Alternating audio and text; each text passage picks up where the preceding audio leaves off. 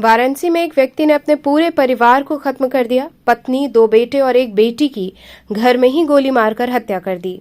वारदात के बाद आरोपी मौके से भाग गया। घटना के कुछ समय बाद ही फरार आरोपी ने रोहनिया थाना अंतर्गत अखरी चौकी के देवनगर कॉलोनी सदलपुर में खुदकुशी कर ली। आपको बता दें कि गोली मारने की घटना भेलूपुर थाने के भदैनी की है। आरोपी का नाम 45 वर्षीय राजेंद्र गुप्ता है। उसने सोमवार देर रात वारदात को अंजाम दिया। मंगलवार दोपहर हत्या की जानकारी किराएदारों को हुई, तब पुलिस को सूचना दी गई। पुलिस ने बताया कि मृतकों की शिनाख्त राजेंद्र की पत्नी 42 वर्षीय नीतू गुप्ता, बेटा 25 वर्षीय नवनेंद्र, 15 वर्षीय सुबेंद्र और बेटी 16 वर्षीय गौरांगी के तौर पर हुई है। राजेंद्र जिस मकान में रहता है उसमें करीब 20 किराएदार रहते हैं, लेकिन किसी को भनक तक नहीं हुई। किराएदारों के मुताबिक राजेंद्र आए दिन पत्नी से झगड़ा करता था, दूसरी शादी करने की बात करता था। उसे किसी ज्योतिषी ने बताया था कि आपकी तरक्की में पत्नी बाधा बन रही है, इसलिए उसने पत्नी के साथ बच्चों को मार डाला। राजेंद्र पत्नी बच्चों के साथ इस घर में रहता था, बाकी परिवार अलग रहता है। वारदात की सूचना पर राजेंद्र की मां मौके पर पहुंची। काफी बुजुर्ग होने के चलते वो ठीक से न बोल पा रही थीं और न ही चल फिर पाती हैं। किराएदारों की सूचना पर इंस्पेक्टर भेलूपुर सहित कई थानों की फोर्स और पुलिस अधिकारी मौके पर पहुंच गए। पुलिस राजेंद्र के मोबाइल नंबर के आधार पर उसकी लोकेशन ट्रेस करने में जुटे रही।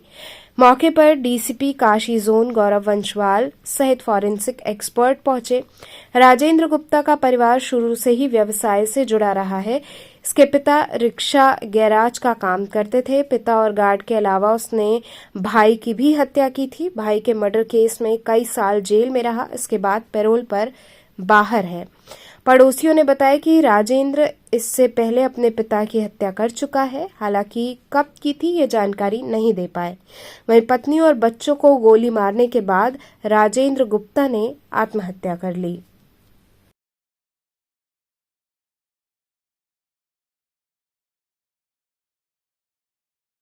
निकल के सामने आया है। अभी भेलूपुर थाना क्षेत्र में ये सुबह 112 पे सूचना मिली थी कि एक ही परिवार के बीवी और 3 बच्चों की हत्या कर दी गई है। यहाँ पे तत्काल मौके पे पुलिस पहुंची थी और इनकी जो यहाँ पे माता जी रहती थी, उन्होंने बताया कि ये पारिवारिक विवाद कुछ चल रहा था इनका पिछले कुछ वर्षों से, उसी में ये हत्या हुई है। अभी पुलिस इसमें जाँच कर रही है कि किसने ये कारित की है हत्या और क्या कारण रहा। बताया जा रहा है कि जो पति है राजेंद्र गुप्ता, उस पर शक जताया जा रहा है क्योंकि उसने पहले भी हत्या की चुकी है, ऐसा बताया जाता है, और अभी जो है वो फरार भी चल रहा है।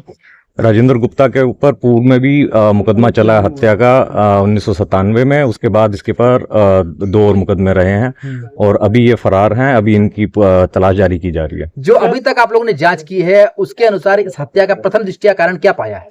पारिवारिक कलह जो बताया जा रहा है माताजी द्वारा, वो पारिवारिक कलह ही बताया जा रहा है कि इनका कुछ आपस में विवाद चल रहा हो। लगभग कितने बजे की घटना है ये? लगभग कितने बजे की? ये देर रात्रि की है, क्योंकि जिस अवस्था में शव मिले हैं वो ऐसा प्रतीत हो रहा है कि जैसे वो सोए हुए थे और उसी टाइम गोली मार के हत्या की गई है। सर, कितने लोगों की हत्या हुई है और क्या उम्र है लगभग? इसमें जो पत्नी है वो उनकी उम्र है 45 साल और 3 बच्चे हैं जिनकी 25, 15 और 16 साल है उम्र। वेपन क्या रहा है और किस तरह से मर्डर हुआ है? ये पिस्टल प्रतीत हो रहा है क्योंकि मौके पे खोखा भी मिला है, तो प्रथम दृष्टया पिस्टल इसका उपयोग हुआ। माता जी ने क्या बताया आपको, किस तरीके का पारिवारिक कलह था और क्या कितने दिनों से ये कलह चल रहा था, और जब घटना हुई तो उसमें माता जी कहाँ थी? माता जी जो है वो अलग कमरे में सोती थी, तो इन्होंने बताया है कि जो लड़के और जो बच्चे थे इनका और जो इनकी पत्नी थी उनका पति से काफी विवाद रहता था और लड़ाई झगड़ा होता रहता था। ये पेरोल पे भी थे क्या राजेंद्र जी? ये अभी क्योंकि इनका 97 का जो मर्डर का मुकदमा था उससे ये फिर बेल पे आ रखे थे। किसका मर्डर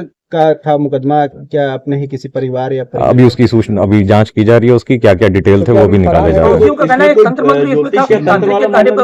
हैं। अभी बाकी चीजों की जांच की जा रही है क्या क्या है इसमें। हाँ, अभी ये फरार चल रहे हैं। यहाँ पे इनकी पता लगाया जा रहा है इनकी लोकेशन। प्रथम दृष्टया जो आरोपी है वो राजेंद्र गुप्ता ही है।